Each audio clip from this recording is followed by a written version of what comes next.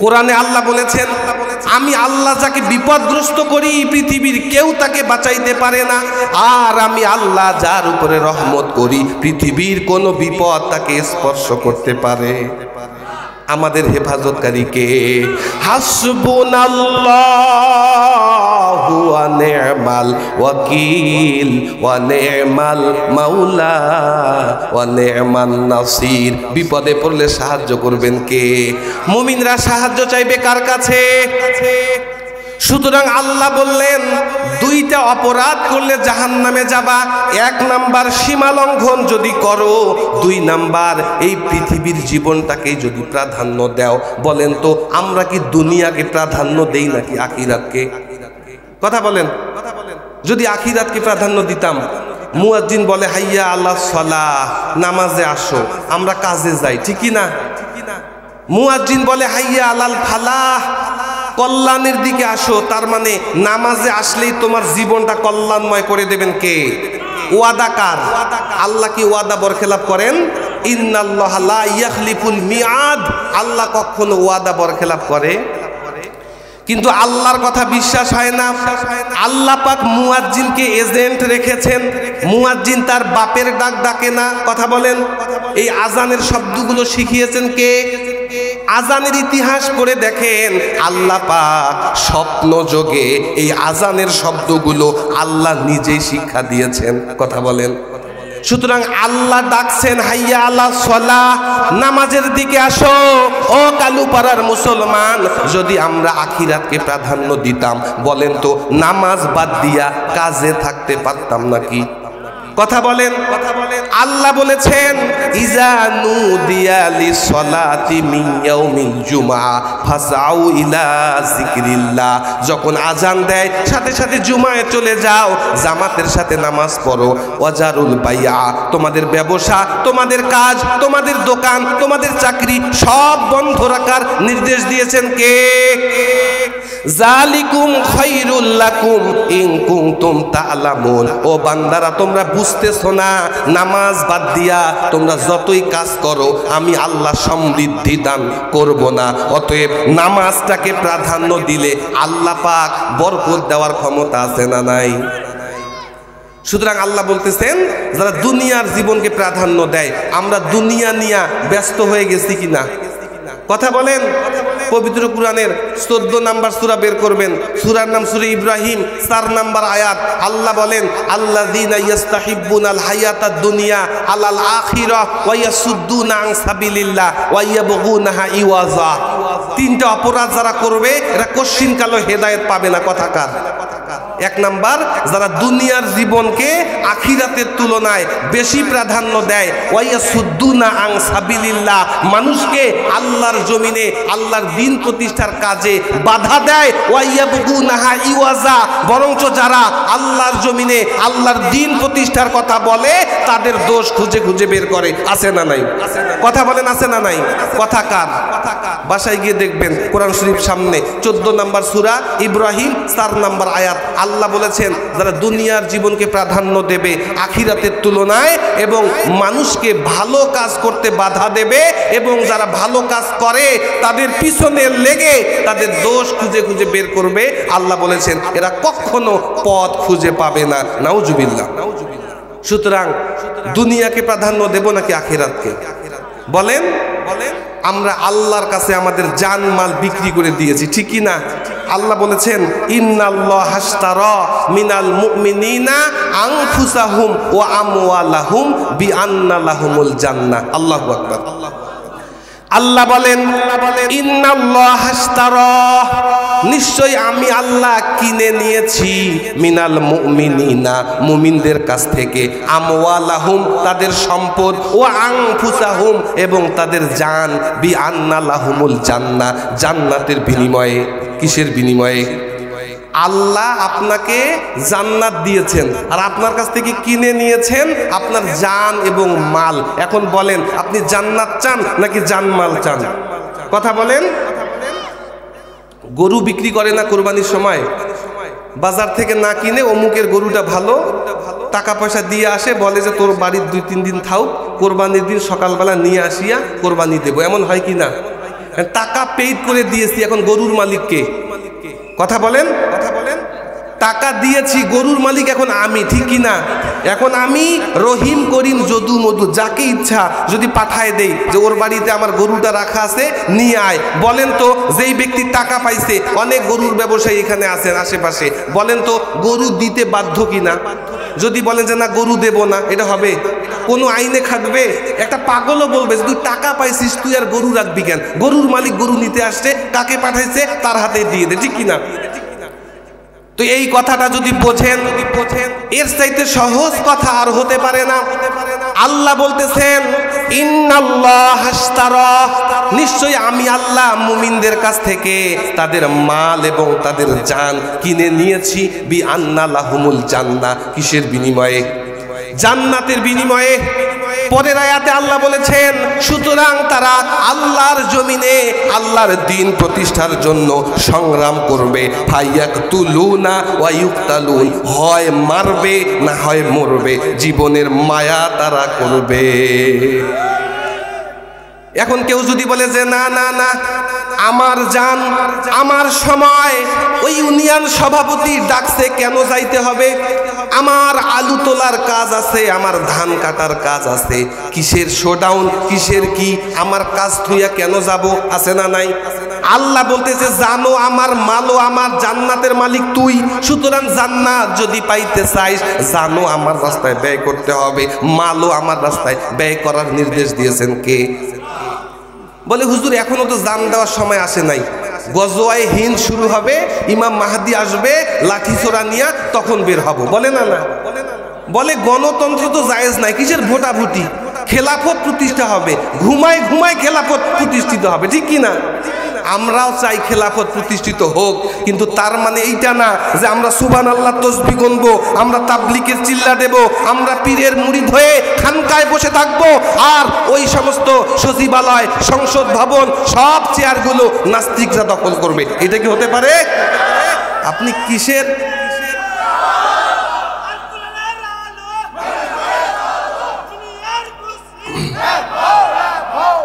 কথা বুঝছেন? আল্লাহ শিখাচ্ছেন রব্বানা আতিনা ফিদ দুনিয়া হাসানাতাও ওয়া ফিল আখিরাতি হাসানা, আছে না নাই? আল্লাহ শিখাচ্ছেন ও আল্লাহ আপনি আগে আমার দুনিয়ার কল্যাণ দান করেন, এরপরে আখিরাতের কল্যাণ দান করেন। দুনিয়া আগে নাকি আখিরাত আগে? অনেকে বলে দুনিয়া চলে যাক, সুবহানাল্লাহ সুবহানাল্লাহ, আমরা জান্নাত চাই, ঠিক কি না? আল্লাহ বলেছেন ইন্নী জাইলুকা, তোমাকে আমি এই পৃথিবীতে পাঠিয়েছি খলিফা হিসেবে, প্রতিনিধিত্ব করার জন্য। আমরা কার প্রতিনিধি? আল্লাহর এজেন্ট বাস্তবায়নের জন্য আমরা এই পৃথিবীতে আসছি, ঠিক কি না? ফেরেশতাদেরকে প্রথম যখন আল্লাহ বলতেছেন ইন্নী জাইলুম ফিল আরদি খলিফা, আমি পৃথিবীতে প্রতিনিধি পাঠাবো, ঠিক কি না? এখানে যদি চেয়ারম্যান সাহেব না আসতে পারে, যাকে প্রতিনিধি পাঠাবে তার কাজ হচ্ছে চেয়ারম্যানের হয়ে কাজ করা, ঠিক কি না? তো আমরা কার প্রতিনিধি? সুতরাং আল্লাহ বলতেছেন আলা লাহুল খলকু ওয়াল আমরু, সৃষ্টি যার, আইন চলবে। ইনিল হুকমু ইল্লা লিল্লাহ, হুকুম দেওয়ার আইন দেওয়ার একমাত্র মালিক কে? সুতরাং আল্লাহর জমিনে আল্লাহর দ্বীন প্রতিষ্ঠার চেষ্টা করতে হবে। এইটা ছাড়া যতই আপনি সুবহানাল্লাহ সুবহানাল্লাহ বলেন আর বলেন ইমাম মাহদি আসিয়া একদিনে সব টনটনা করবে, এই স্বপ্ন দেখা জায়েজ। সুতরাং যারা বলবে, দেখবেন টিভিতে অনেকেই ফেসবুকে বলে যে ভোটাভুটি জায়েজ নাই, গণতন্ত্র জায়েজ নাই, বলে কি না? আমরাও বিশ্বাস করি যে গণতন্ত্র জায়েজ নাই, কিন্তু মন্দের ভালো বলতে একটা কথা আছে না? এই পরিস্থিতিতে কেউ যদি বলে যে খেলাফত প্রতিষ্ঠিত হবে, ভোট দেওয়া জায়েজ নাই, বুঝতে হবে ওই ইবলিসের চালা, ঠিক কি না? তার মানে ইসলামী আন্দোলনকে, ইসলামী দলকে ভোট দেওয়া যাবে না, এরা গণতন্ত্রকে জায়েজ বানাইছে, এরা কাফির হয়ে গেছে, তার মানে ভোট দেওয়া অন্য জায়গায়, ঠিকই না? কথা বলেন। সুতরাং আল্লাহ বলতেছে দুনিয়ার জীবনকে প্রাধান্য দিবা নাকি আখিরাতকে? কথা বলেন। ওয়া আসারল হায়াতাদ দুনিয়া, দুনিয়ার জীবনকে যারা প্রাধান্য দেয় আল্লাহ বলেন ফাইনাল জাহিমা হিয়াল মাওয়া, এরা জাহিম নামক জাহান্নামে যাবে। নাউজুবিল্লাহ। কথা অনেক, কিন্তু শেষ করতে হবে। সুতরাং কয়টা অপরাধ করলে জাহান্নাম? কয়টা অপরাধ করলে? আর জান্নাত কয়টা কাজ করলে? কথা বলেন। এবার আসেন জান্নাতে একটু যাওয়ার দরকার আছে কিনা? এতক্ষণ জাহান্নাম থেকে বাঁচলাম, সুতরাং ছাড়া যাবে। দাড়ি রাখতে পারি নাই, আফসোস করব যে হুজুর রাখার দরকার ছিল, কিন্তু পরিবেশটা ভালো না, চাকরি বাকরি করি, পরে রাখবো, এটা ঠিক আছে। কিন্তু আপনি যদি বলেন দাড়ি ইসলাম, আছে না নাই? নামাজ পড়েন না, ঠিক আছে, পড়ার দরকার, হুজুর পড়তে পারি না, আল্লাহ হেদায়েত চাই যাতে পড়তে পারি, কিন্তু বলে নামাজ পড়লেই কি বেহেশতে যাবে? বলে না, না বলে নামাজ না পড়লে কি হবে, তোর চাইতে আমার ঈমান ভালো আছে, ঠিক কি না? হ্যাঁ, আইন মানে একজন বলে আমরা মদিনার ইসলাম চাই, মওদুদের ইসলাম চাই না, ঠিক কি না? আরে বেটা, ওযুর ফরজ জানিস না, তুই মওদুদের ইসলাম কি বুঝিস আর মদিনার ইসলাম ঠিক কি বুঝিস, ঠিক কি না? একজনে বলে আমরা মদিনার ইসলাম চাই, আরেকজনে বলে আমরা শরিয়া আইনে বিশ্বাস করি না, আছে না নাই? এরা বাটফার। আল্লাহ বলেছেন যারা দুনিয়ার জীবনকে প্রাধান্য দেবে, মাত্র 500 টাকার জন্য জায়গায় মারবে, ঠিক কি না? তাহলে আখিরাত চান নাকি দুনিয়া চান? কথা বলেন। আল্লাহ বলতেছেন যারা দুনিয়াকে মহব্বত করবে, একটু পদের লোভে, একটু রিলিফ সিলিপের আশায়, 500-1000 টাকায় একটু বিড়ির মুটার জন্য নিজেদের আমানতকে যারা চাঁদাবাজদের হাতে তুলে দেবে, আল্লাহ বলতেছেন তারা জাহিম নামক জাহান্নামে যাবে। কথাকার। সুতরাং এই কাজগুলো করা যাবে না। আমাদের টার্গেট হচ্ছে আল্লাহর জান্নাত। আমাদের টার্গেট কোথায়? এই দুনিয়া জেল আসবে, জুলুম আসবে, নির্যাতন আসবে।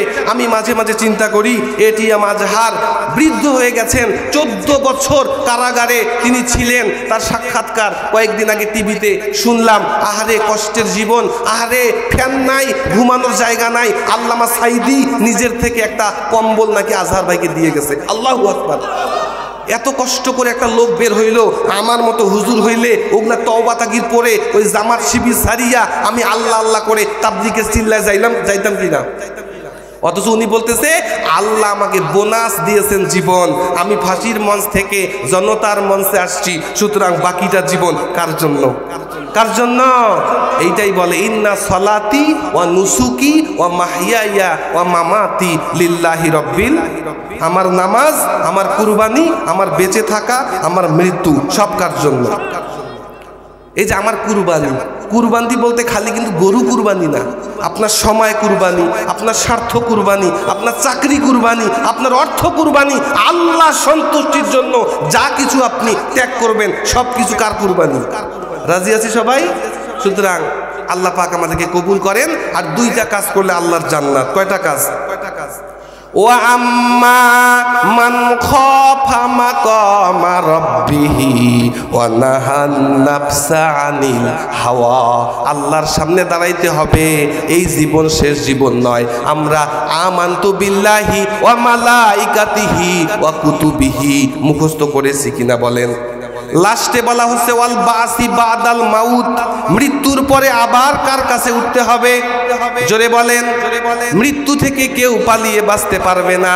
ওই যে ভূমিকম্প হয়ে গেল, টিভিতে দেখলাম নিজের ছেলেকে রেখে পালায়ে গেছে, আছে না নাই? দোকানের মালিক দোকান খোলা রেখে, কাস্টমার রেখে আগে লাফ দিয়ে পালাইছে, আছে না নাই? একজনে দেখলাম বাপকে নিয়ে মেডিকেলে গেছে, হুইল চেয়ারে ধরে আছে, হঠাৎ করে ভূমিকম্প আসছে, ওই বেচারা মুরব্বি হাঁটতে পারে না, ওকে হুইল চেয়ারে রেখে ছেলে দৌড়ায় পালায় গেছে, ঠিক কিনা? এই যে কিয়ামতের ময়দানে সবাই সবাইকে দেখলে পালায় যাবে, এই কথা কার? আল্লাহ পাক রব্বুল আলামিন বলেন ইয়াউমা ইয়াফিরুল মারউ মিন আখিহি ওয়া উম্মিহি ওয়া আবিহি। আল্লাহু আকবার। ইয়াউমা ইয়াফিরুল মারউ, ও নবী ওই দিন মানুষ পালাবে, মিন আখিহি তার ভাইকে দেখলে, ওয়া উম্মিহি তার মাকে দেখলে পালিয়ে যাবে, ওয়া আবিহি তার বাপকে দেখলে পালিয়ে যাবে, ওয়া সাহিবাতিহি তার যত সঙ্গী সাথী, তার যত পেয়ারি, তার যত লাভার, তার যত সাথী ছিল সবাইকে দেখলে পালিয়ে যাবে, ওয়া বানিহি এমনকি কলিজার টুকরা সন্তানকে দেখলেও পালিয়ে যাবে। সবাই নিজে বাঁচার জন্য ইয়া নফসি বলে চিৎকার করবে, কেউ কাউকে ধরা দিতে যাবে। সুতরাং আমরা এই দুনিয়াকে প্রাধান্য দেই না। আমাদের টার্গেট কোথায়? এই পৃথিবীতে যা কিছু করি হিসাব নেবেন কে? এই জন্য আল্লাহ বলতেছেন ও আম্মা মান খাফা মাকামা রাব্বিহি, আল্লাহর সামনে দাঁড়াতে হবে, এই কথাকে যারা ভয় পায়। সুতরাং আমাদের ভয় আছে কি না? প্রত্যেক নামাজে আমরা বলতেছি মালিকি ইয়াউমিদ্দিন, ও আল্লাহ ওই বিভীষিকাময় ওই দিনে, যেই দিন সূর্যটা মানুষের মাথার কাছে নেমে আসবে, সূর্যের তাপে মানুষের মাথার মগজগুলা গলে গলে নাক কান দিয়া পড়বে, ঠিক কিনা? ওই দিন আল্লাহ পাকের আরশের ছায়া ব্যতীত আর কোনো ছায়া পাওয়া যাবে না। মালিকি ইয়াউমিদ্দিন, ও আল্লাহ ওই বিভীষিকাময় দিনের মালিককে। সুতরাং আমাদের দুনিয়ার টার্গেট এইটা না। আল্লাহ বলতেছেন আখিরাতে আল্লাহর সামনে জবাব দিতে হবে। এইটাকে যারা ভয় পায়, আমরা আমাদের জীবনের যা কিছু করি দেখেন কে? সব কিছু দেখেন।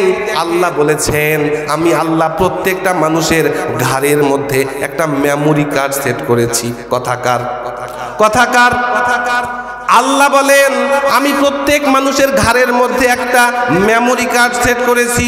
ওয়া নুখরিজু লাহু, এই কিয়ামতের ময়দানে ওই মেমোরি কার্ডটাকে ডাউনলোড করে বই আকারে আমি হাতে ধরায় দেব। হাতে ধরাই দিয়ে আল্লাহ কি বলবে? ইকরা কিতাবাকা ওয়া কাফা বিনাফসিকাল ইয়াউমা আলাইকা হাসিবা। নে তোর আমলনামা নিজে পড়, নিজে জান্নাতি নাকি জাহান্নামী তুই নিজেই যথেষ্ট, ঠিক কি না? আমি জান্নাতে যাব নাকি জাহান্নামে যাব আমি জানি কিনা? কথা বলেন আমি জানি কিনা? একটু চোখ দুইটা বন্ধ করেন, কোথায় কার সঙ্গে বাটপারি করেছেন মনে পড়বে কিনা? কথা বলেন, মনে পড়বে। আল্লাহ বলেছেন কিয়ামতের ময়দানে আমলনামা হাতে ধরাই দিয়ে বলবো নিজের আমলনামাটা নিজে পড়, তুই নিজেই যথেষ্ট, তুই জান্নাতি নাকি জাহান্নামী। প্রধান অতিথির আগমন, প্রধান অতিথির আগমন